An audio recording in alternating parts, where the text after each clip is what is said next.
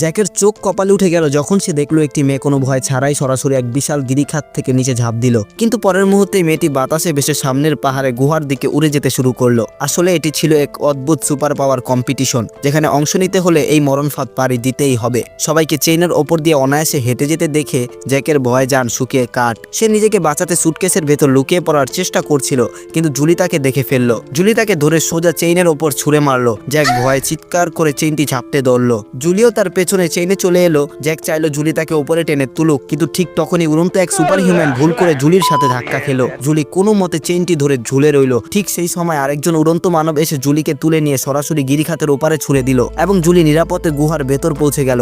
এখন চেইনের ওপর ঝুলে রইল শুধু একা জ্যাক। সবাই তাকে সাহায্য করতে চাইলেও অহংকারী জ্যাক সবার সাহায্য ফিরিয়ে দিল। বাকি সবাই যে যার সুপার পাওয়ার দিয়ে ওপারে চলে গেলেও জ্যাক 2 ঘন্টা ধরে ঝুলে ঝুলে ধীরে ধীরে এগোতে লাগলো। যখন সে শেষমেশ গুহার দরজায় পৌঁছালো, ভয় তার পা কাঁপছিল, কিন্তু সামনে তাকাতেই সে যা দেখলো